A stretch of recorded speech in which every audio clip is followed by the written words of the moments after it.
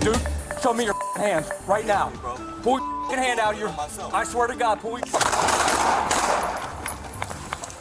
We're tracking new details in the death of Kei'Mani Latigue. The full unedited body cam video as police find and shoot the man they say killed her. What it shows happened just before an officer pulled the trigger. Plus, we get answers from Toledo's top cop. We were able to develop information and leads, and as sad as it is, recover her and bring some closure to the family, to the community. The investigation into the abduction and murder of the 13-year-old girl continues. The full uncut interview with Toledo Police Chief Mike Trenley. Political officials are going to have to step up. The local organizations, nonprofit and private, the businesses are also going to have to step up, because at this point we should have been doing this a long, long time ago. We just can't wait to make this happen and make it better for these kids out here. The call for answers and justice continues as our community mourns the death of 13-year-old Kei'Mani Latigue. Her family is remembering her life as she would have celebrated her 14th birthday this week, and her father remains in the hospital, shot by police and charged with killing her. Here's how the story has unfolded. Toledo police posted the alert that Kei'Mani was missing on Tuesday, March 18th. It was just after 4 p.m. She was last reported at her grandmother's home on Elm Street in North Toledo. The next day, WTOL 11 spoke with the teen's grandmother, Dorothy Latigue. She's also Kei'Mani's legal guardian. She said she came home from work Tuesday morning, found Kei'Mani was missing. She called her school before making a report to TPD. By Friday, March 21st, family, friends, even strangers came out to North Toledo to search for Kei'Mani. Her mother, Tiara Caston, was there from Cleveland. Kei'Mani's dad, Darnell Jones, would be charged with abduction on Sunday, March 23rd. Court documents show he was the last person with her before she went missing. Then on Monday, March 24th, police found a body inside a home on Miami Street in East Toledo. The Lucas County Coroner's Office would later identify the remains of those of 13-year-old Kei'Mani Latigue. Her time of death was 12:19 p.m. Jones would be charged with murder that same day, and Columbus police tracked him to the city on Tuesday, March 25th. It was then that officers ended up shooting him and finding a gun at the scene. In a moment, we'll show you the unedited body cam video of this encounter. We do want to warn you, the video is graphic. There is profanity. You can see Columbus police identify Jones walking in the short north. They approach him. He says he wants to die, ignores police commands, appears to move his hand in his pocket, and then is shot. You're going to see two views, one from the officer who shot Jones, and then it switches to another responding officer whose body-worn camera better shows what happened next. Viewer discretion is advised.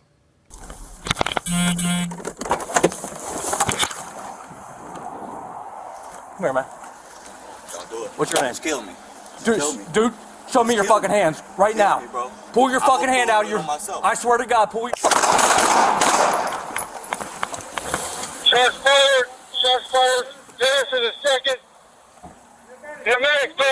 Don't fucking move. Don't move. All right, suspect down. All you guys are okay. Don't move. He's got 33 right there. 33 in his hand. No, it's a walkie-talkie, but there's 33s right here. Don't you move or you're gonna get shot, okay? All right? Got it.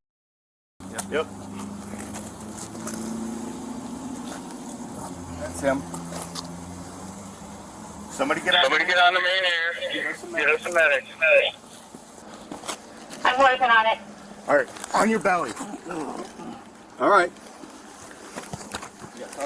I got cuffs. There you go. Thank you, brother. We'll get you help, okay? I just want to die, bro. No, I know, but we can't allow that. I can't. All right. I don't want to live. Get us some cruisers.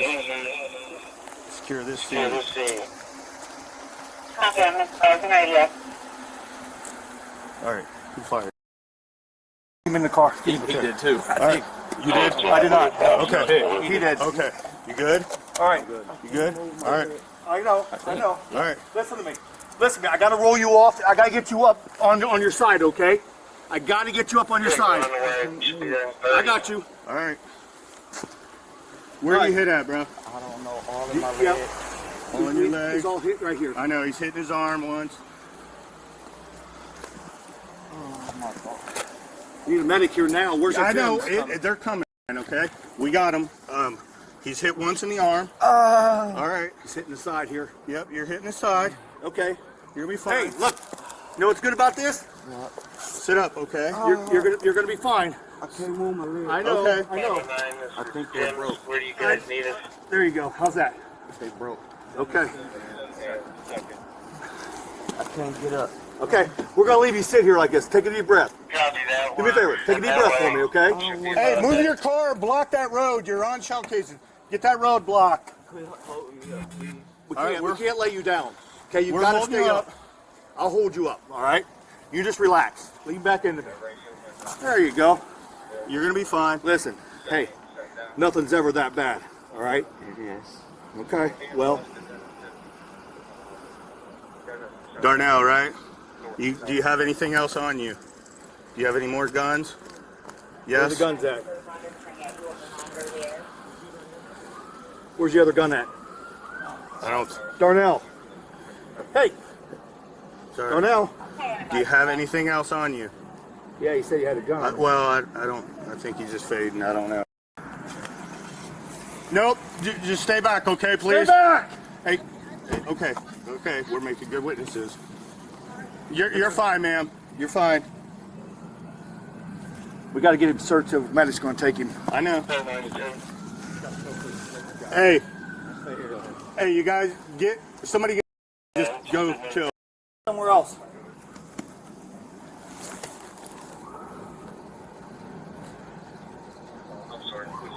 Hey, have that cruiser start getting scene tape.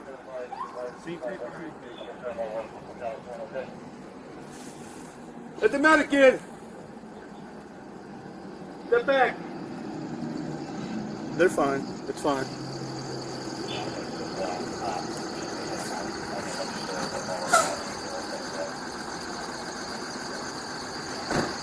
Yeah, we need a cart.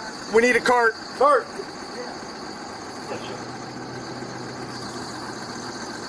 No, stay with me, bro. Keep talking to me, okay?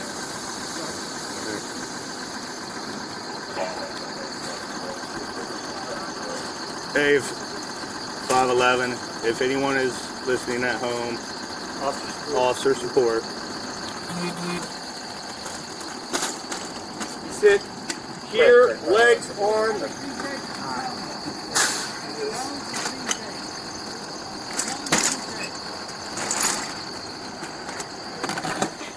Which way do you want his head? Here. Right there? Okay. Up! You need him out of the cuffs? Yeah, we're gonna need them out. All right. We're gonna have to. Hey, listen. We're gonna roll you over one more time, all right? Gotta get those cuffs off you so you can relax. Clean up. There you go. He's hitting the arm, leg, arm, and I believe left chest. Okay. I get a good search on him. I am. Everything's got to come off. You taking him down enough in this? Yeah. All right, that's fine. Pull this off. All right. Let's cut the cuff off. Please cut your gun. You guys will help us lift? Yep. Grab one, grab the head. 1, 2, 3. Down. We're down. Hold on. Just stare at it. I'm good. Hey, don't move your arm. I know it hurts. They're going to help you, okay? I can't even shoot me in the head. Well, we're not trying to hurt you. We're not trying to kill you. Take this off my arm. No, we're not going to take it off your arm, okay? They're going to cut it off in just a second. Jones was due in court on weapons charges in Columbus, but did not appear because he remained in the hospital as of Thursday, March 27th. Now the call for justice continues. Rumors swirl on social media, and there may still be more questions than answers.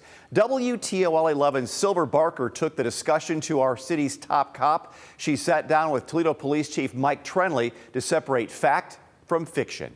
So my first question for you, Chief Trenley, there's been a lot. So let's kind of do like a timeline, and let's start with first question. Let's go back to when Kei'Mani was first reported missing. There was a report sent out, but is there a reason why there wasn't an Amber Alert? That's a lot of people's question. Yeah, so when she first went missing, our Amber Alert requires specific criteria when and how we do our Amber Alerts.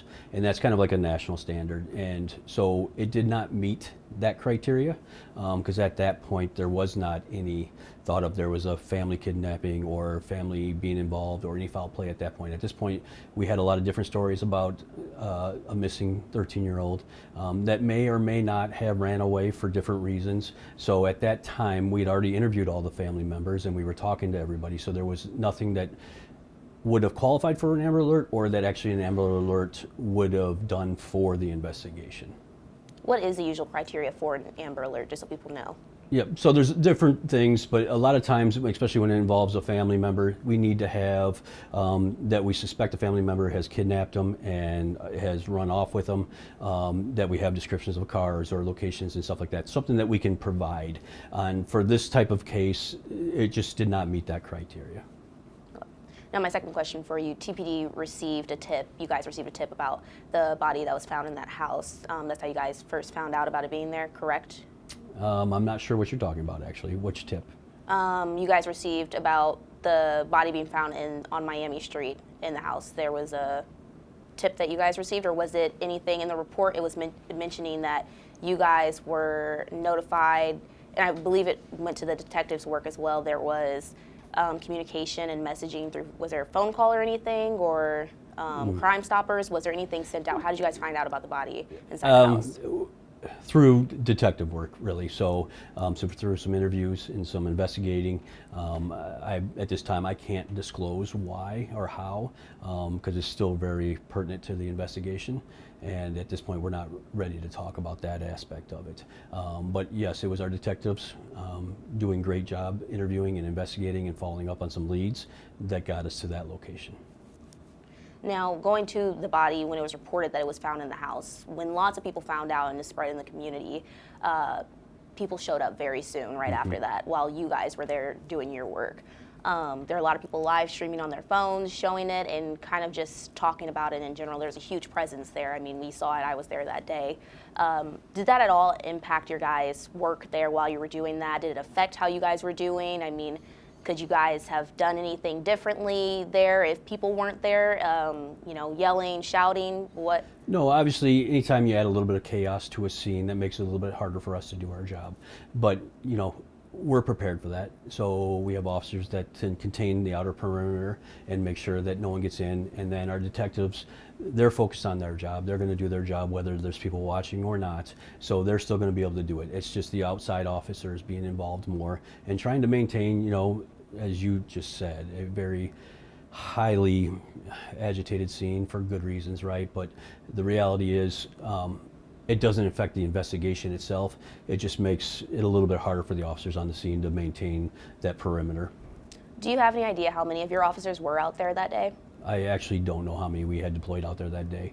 I know we had a lot of detectives, roughly 10 to 12 detectives that were on scene. As far as the outer perimeter for the number of patrol officers on scene, I don't know that number.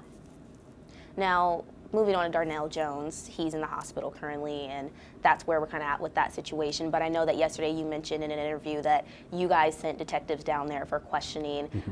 Has he confessed to anything? Has he confessed previously before then? What are you guys getting? So we did send detectives down and interviewed him in his hospital room. We made progress there. So we have some things that we're going through at this point. Once we get all the information that he provided that we've gathered, we'll meet with the prosecutors. We'll walk through that timeline with the prosecutors and decide with their guidance on the charges that will be filed. And then at that point, we'll talk about what charges are going to be out there. We'll release that information. But right now, we did talk to him. We are moving forward. I would say we're in a pretty good spot investigatively anyways on moving forward with this case. You know, speaking of charges, on Monday, we read in a report that he was charged with third-degree felony of abduction. You know, at this point, what charges are we still looking at? Do you happen to know?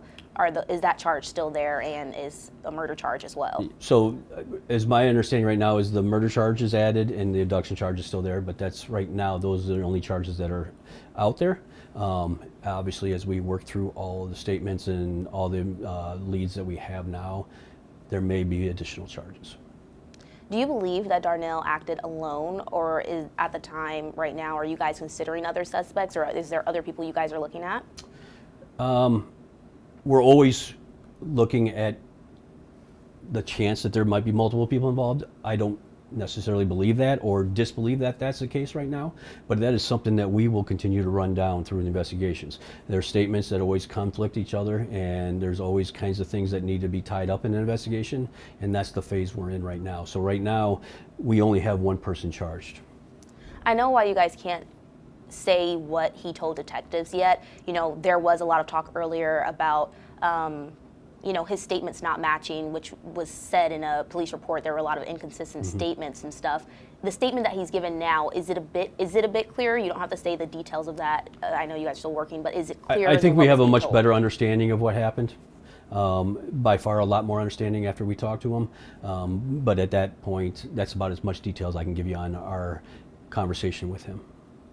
Do you think that, you know, hearing from the community, this is something, a case we've seen the social media very, very present with a lot of comments and sometimes misspeculation and misinterpretation, misinformation, a lot of that being spread out there in social media, people saying he was found before he was even found, you know. Do you guys wish maybe you would have communicated a little earlier about this case, or do you guys wish you would have had a press conference or something? So there was nothing that we could have done in a press conference. We did a press release or a news release from the department, and our detective bureau did as well. And then our detective, our lieutenant in charge of the investigations, was on scene that day and actually gave an interview that day. There's nothing else that we could have done in a press conference. We gave out that information. We waited on the press release from the coroner.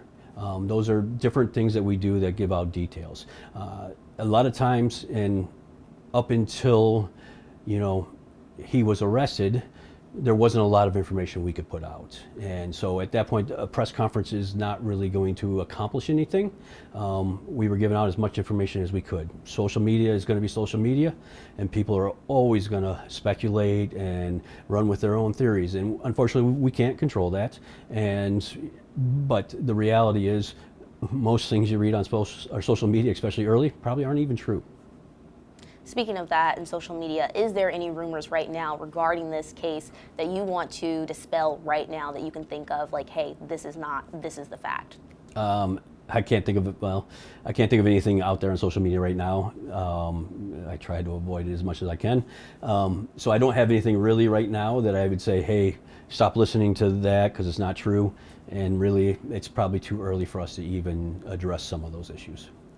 There is a lot of things going on in this case and a lot of details and things being looked at. We know that you guys are still investigating, but, you know, in terms of how long you think you guys are getting closer to the answer and closer to a conclusion, you know, how long do you think this is going to take or play out?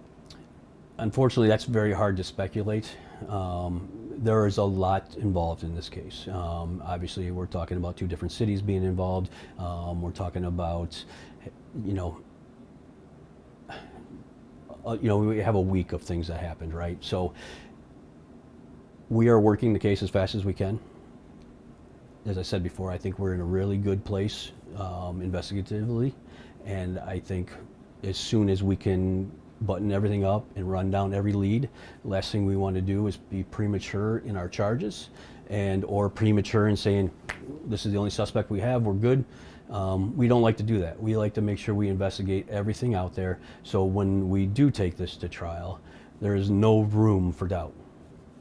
Speaking of that, you guys are reactionary, right? I mean, when there's trouble in the city, you guys are the ones called and you guys come in. But looking at this case and just looking in general, is there anything that the community can do with things like this or with situations like this that help prior to you guys having to come out and do something? Oh, absolutely. So our community knows their neighborhood better than any police officer can possibly know it, right? So no matter how many hours we spend in the neighborhood, there's things that we will never hear or never see that other community members or family members are seeing. So if there's ever any doubt in anybody's minds about any, so let's take this case, right? So if you ever have any doubt that some child is being abused or something is just not right, then by all means notifying us or notifying CSB and getting people, the authorities involved early before it gets to this point. Because unfortunately with this case especially, once we were involved, it was already way too late for us. I think my last question for you here is, the officers who responded to the scene and found the body, from what we've learned of the details, it might be a lot. And when we hear of cases like this of children involving children and children on the scene, that can be a lot to take in.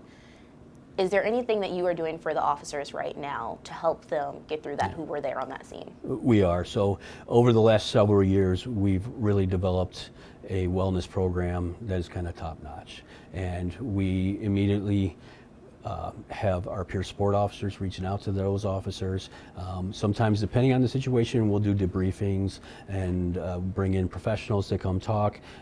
Our wellness coordinator, Sergeant Welling, is always contacting them and offering up services and to see if there's anything we can do. As an officer, we all deal with trauma in different ways. Some people like to talk, some people don't.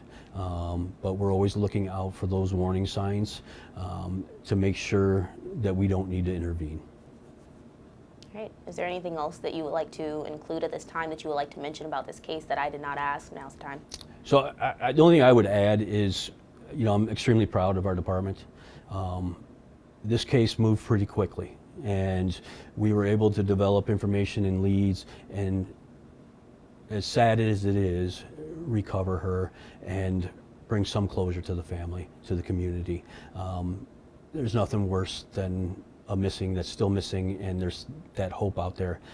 So I think our officers did an outstanding job, and I'll say it again, I think the Columbus officers, when we contacted them and asked for assistance, they did an outstanding job as well. And we have two good police departments that are coordinating and communicating and working together to get to a conclusion, at least on this case.